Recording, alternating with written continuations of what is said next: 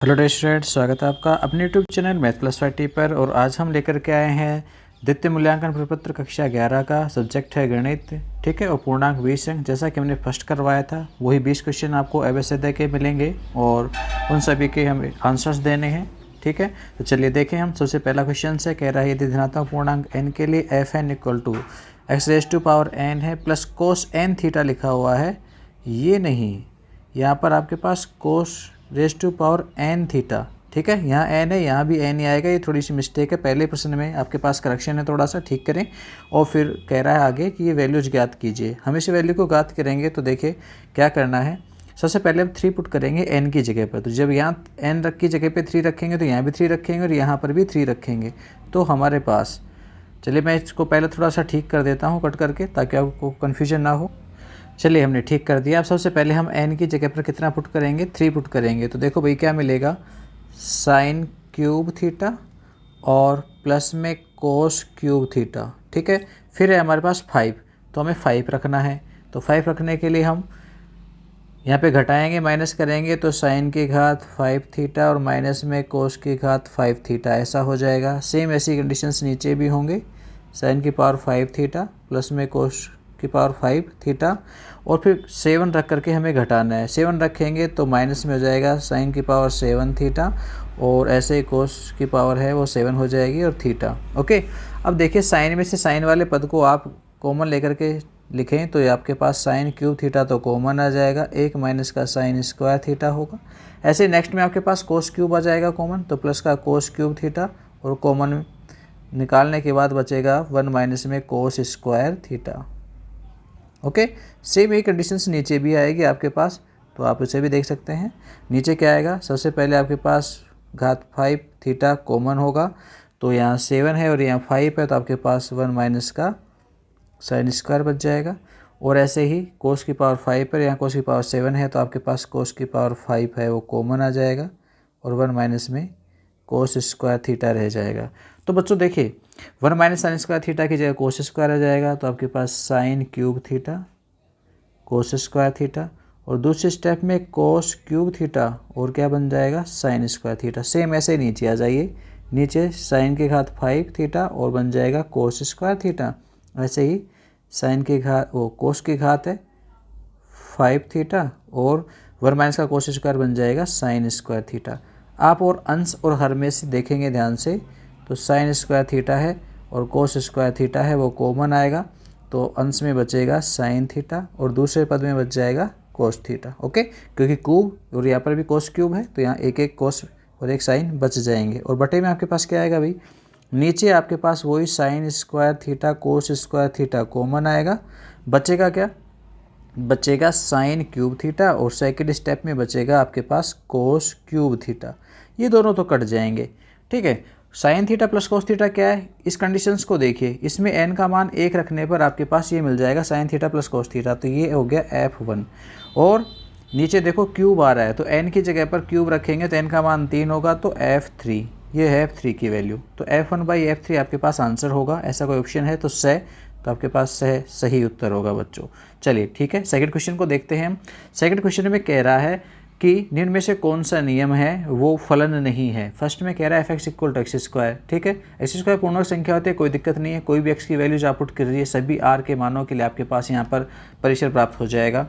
और ऐसे ही यहाँ पर भी देखिए एक्स का कोई आप मान रखेंगे, जैसे मान लीजिए आर में से मैंने माइनस का मान रखा, तो रूट में हमारे पास नेगेटिव संख्या की वैल्यूज़ नहीं मिलती है, तो यहाँ पर आर से आर में ना होकर के आर प्लस में आर में होगा, ये वाला मान है जो।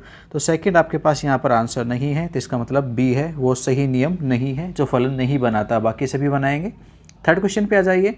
मान लीजिए कि A12 है और B में 3 4 दो एलिमेंट्स हैं, तो कहता है A कार्तीय गुणन B में कितने उपसमुच्चय होंगे। सबसे पहले A कार्तीय गुणन में अवयवों की संख्या निकालेंगे हम। A कार्तीय गुणन B में अवयवों की संख्या A में 2 है और B में भी कितने हैं, 2, तो 2 गुणा 2 यानी 4 आपके पास क्या होगी, A कार्तीय गुणन B में अवयवों की संख्या है। अब इसके कितने उपसमुच्चय बनेंगे, 2 की घात n हमारे पास उपसमुच्चयों की संख्या होती है, तो 2 की घात 4, इट मीन्स 16 आपके पास सबसेट्स बन जाएंगे। 16 यानी से आपके पास आंसर होगा। ओके, चलिए नेक्स्ट क्वेश्चन को देखते हैं हम। चौथे में कहता है कि मान लीजिए ए में 3 एलिमेंट्स हैं और बी में 2 एलिमेंट्स हैं, तो ए से बी में संबंधों की संख्या ए से बी में संबंधों की संख्या उतनी होगी जितनी ए कार्तीय गुणन बी में अवयव की आपके पास सबसेट्स की संख्या होगी। तो ए कार्तीय गुणन बी में सबसे पहले अवयवों की संख्या निकालेंगे। 3 तो ए में है और 2 आपके पास बी में है, तो अवयवों की संख्या बनेगी 6। अब सबसेट्स कितने बनेंगे, तो 2 की घात n, 2 की घात n, n का मान है आपके पास 6 रखेंगे तो हमारे पास आ जाएंगे 64। तो आपके पास आंसर 64 होगा भाई, या फिर 2 की घात 6 सीधा सा यानी द होगा। तो यहाँ से ऑप्शन आपके पास दे आ जाएगा। ओके, चलिए नेक्स्ट की बात करते हैं हम। पाँचवें में कह रहे थे एक फलन मिला है आपको, उस फलन का प्रांत ज्ञात करना है। देखिए ये आपके पास एक बहुपदीय फलन है, प्रमेय फलन है जो कि बहुपदीय फलनों से बना हुआ है। ऊपर एक बहुपदीय फलन है, नीचे भी बहुपदीय फलन है। जब प्रमेय फलन बनाते हैं हम f(x/gx) लिखते हैं तो हम ये कहते हैं कि gx और नॉट इक्वल टू 0 होता है।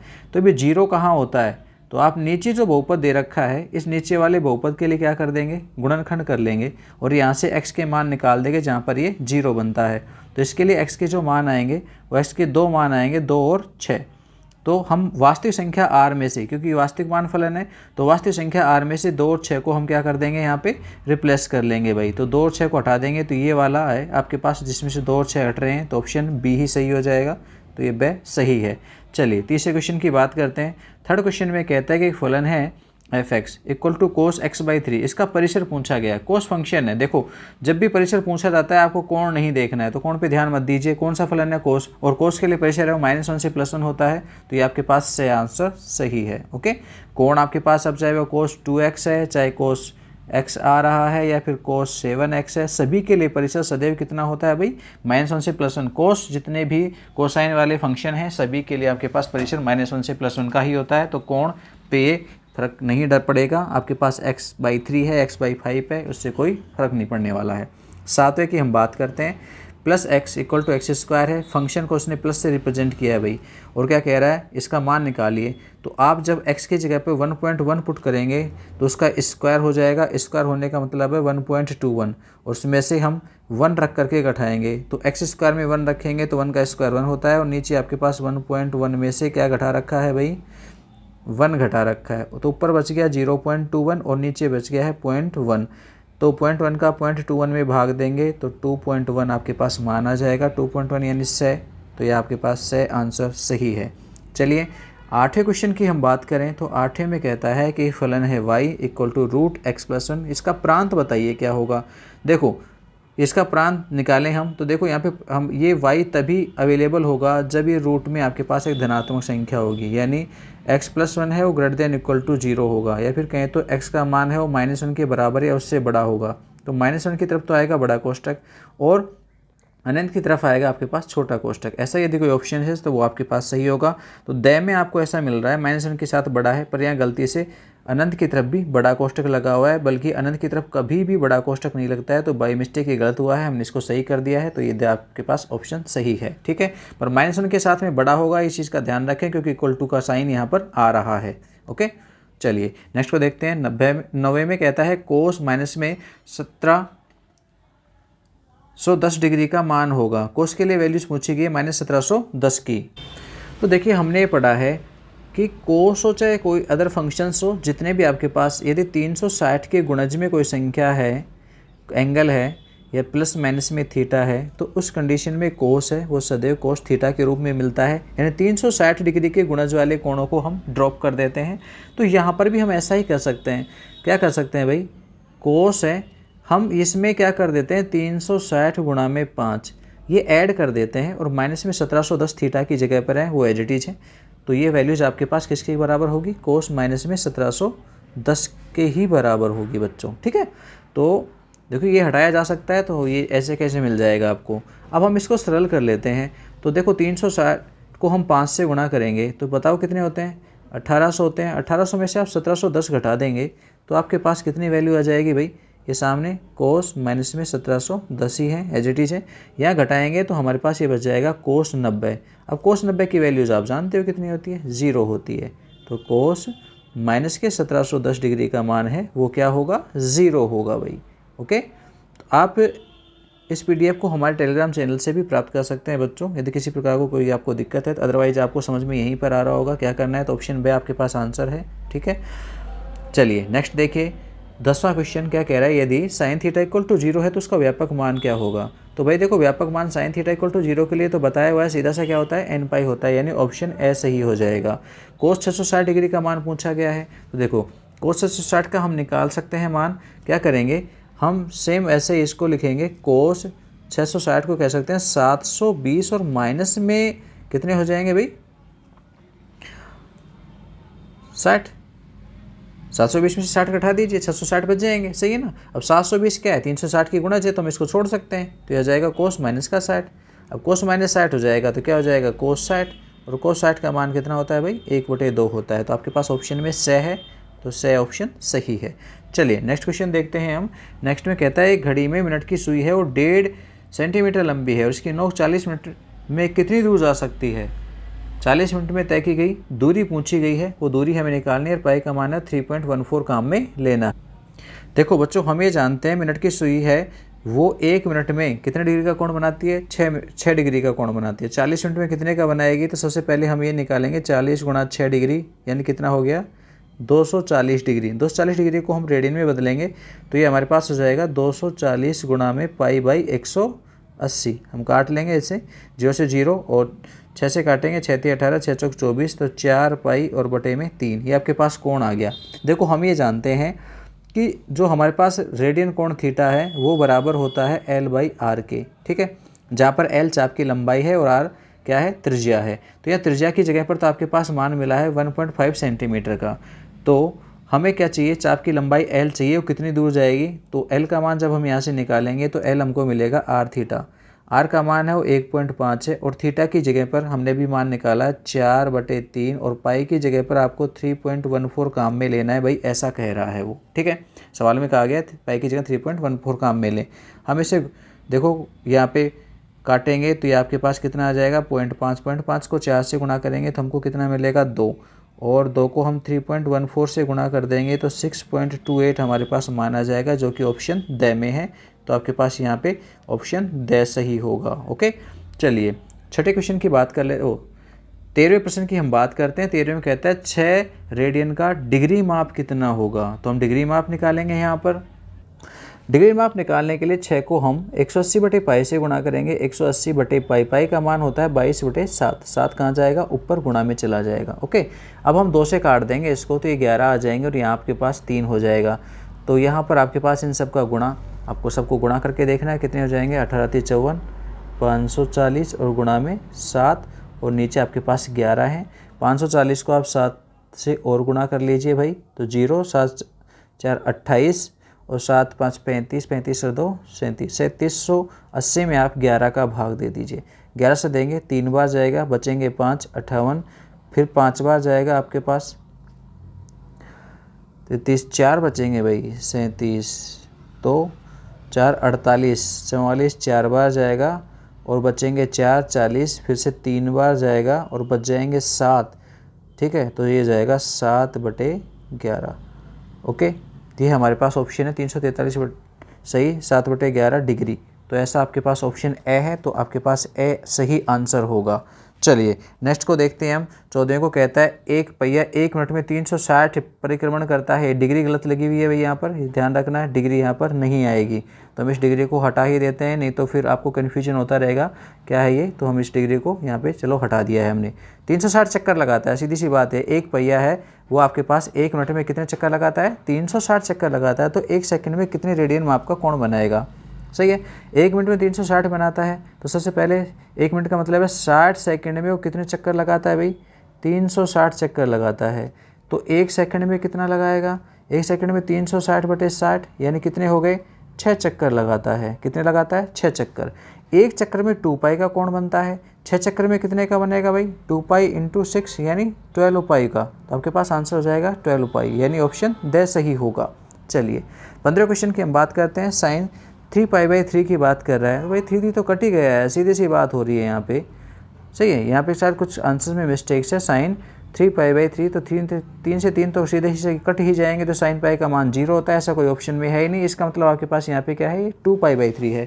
2π/3 को आप सोल्व करेंगे तो आप इसे कैसा लिख सकते हैं साइन पाई माइनस में π/3 ऐसा लिख सकते हो। और साइन पाई माइनस π/3 आपके पास सेकंड क्वाड्रेंट में साइन पॉजिटिव होता है तो साइन π/3 के ही बराबर होता है। साइन π/3 का मान 3/2 होता है, तो √3/2 आपके पास ऑप्शन ब सही है, तो ब आपके पास आंसर होगा। ओके बच्चों, एरर था, हमने ठीक करके उसको 3 की जगह 2 रख करके आंसर बताया है। आप अलग अपने स्तर पे चेंज करना चाहते हैं वो आपकी मर्जी है। यह हो सकता है 3 की जगह 4 भी हो सकता है, तो उस हिसाब से आपके पास आंसर्स चेंज हो जाएंगे बच्चों, ठीक है। पर नेगेटिव वैल्यू है ही नहीं, इसलिए जो हमने बेस्ट ऑप्शन सजेशन किया है वो आपके पास यहाँ पे 2 ही होगा। अब कहता है 40 डिग्री 20 मिनट का रेडियन माप कितना होगा। 40 डिग्री 20 मिनट को आप पहले डिग्री में बदलेंगे पूरा, तो 40 सही 20/60 यानी 1/3 ऐसा हो जाएगा। और भी सही लिखेंगे तो 121/3 डिग्री आपके पास ये बनेगा। और इसे रेडियन में बदलने के लिए आप इसे π/180 से गुणा कर देंगे, ठीक है। अब जी कुछ सरल होता है तो आप कर लीजिए सरल, कुछ भी सरल नहीं हो रहा है तो आप सीधे सीधे गुणा करके लिख सकते हो 121 पाई और बटे में 540, ऐसा कोई ऑप्शन है 121 π/540, ये आपके पास रेडियन में मान आ गया है। ओके, तो आपके पास सही आंसर होगा। चलिए नेक्स्ट देखते हैं। 17वें में कहता है कि समुच्चय फाई के सभी उपसमुच्चय होंगे। समुच्चय फाई में कोई अवयव होता नहीं है, तो इसमें केवल एक ही आपके पास क्या होगा, उपसमुच्चय होगा, उसको हम फाई से लिखेंगे। और उपसमुच्चय को लिखने के लिए हम किस प्रकार से प्रदर्शित करेंगे, केवल फाई। तो फाई के सभी उपसमुच्चय में केवल फाई आएगा, यानी ऑप्शन ए आएगा, ठीक है। ए यहाँ पे दिया नहीं है लिखने के लिए, चलो हमने लिख दिया है उसको। फिर कहता है यदि किसी समुच्चय में n अवयव हैं तो उसके घात समुच्चय में कितने अवयव होंगे। घात समुच्चय में क्या होंगे, सभी सबसेट्स होंगे। सबसेट्स की संख्या 2n होती है, तो 2n एलिमेंट्स हो जाएंगे भाई, यानी ऑप्शन सही होगा। चलिए एक और देखिए नेक्स्ट 19 में कहता है यदि समुच्चय ए एक रिक्त समुच्चय है तो उसमें कितने अवयव होंगे, उतने ही होंगे जितने इसके सबसेट होंगे, यानी वही आंसर फिर से एक आपके पास सबसेट होता है तो एक ही आंसर आएगा इसमें, तो ब सही है, ब आ जाएगा। चलिए यदि 20 का क्वेश्चन है a = 1 2 3 और b = 3 4, तो a से b में संबंधों की संख्या, सबसे पहले a कार्य गुणन b में अवयवों की संख्या निकालेंगे। a में आपके पास 3 एलिमेंट है, b में कितने हैं 2 है, तो टोटल कितने हुए भाई 6 हो गए हैं। ये क्वेश्चन शायद रिपीट हो गया, ऊपर भी आ चुका है, संबंधों की संख्या पूछी गई है, तो आपके पास 6 अवयव हो गए हैं। तो सबसे पहले a कार्य गुणन b में जितने उपसमुच्चय होंगे उतने ही संबंध होंगे, तो मैं उपसमुच्चयों की संख्या निकाल देता हूँ। तो उपसमुच्चयों की जो संख्या है वो आपके पास 2 की घात 6 ये आप हो जाएगी, और इतने ही आपके पास क्या बन जाएंगे, संबंध बन जाएंगे। तो ये संबंधों की संख्या भी आ जाएगी बच्चों। तो ये आपके पास से आंसर सही होगा। ये शायद रिपीट हुआ है, क्वेश्चन पहले भी आ चुका है ऊपर। तो बच्चों ये था हमारे पास 11th क्लास का पेपर। यदि आप इसे PDF को प्राप्त भी करना चाहते हो तो हमारे टेलीग्राम चैनल Maths+YT पर आप हमें संपर्क कर सकते हैं। और यदि वीडियो अच्छा लगा हो और इसी प्रकार की वीडियोज़ आप चाहते हैं तो आप हमारे चैनल को सब्सक्राइब कर सकते हैं, बेल आइकन में ऑल प्रेस कर लीजिए। और वीडियो अच्छा लगा हो तो प्लीज़ लाइक ज़रूर करें। और हाँ, आपको 12th और 11th मैथमेटिक्स से संबंधित वीडियोज भी आपको हमारे चैनल पर मिल जाएंगे, तो प्लीज़ आपको ठीक लगे तो आप वहाँ देख सकते हैं। फ़िलहाल के लिए इजाज़त दीजिए, बाय बाय, फिर मिलते हैं।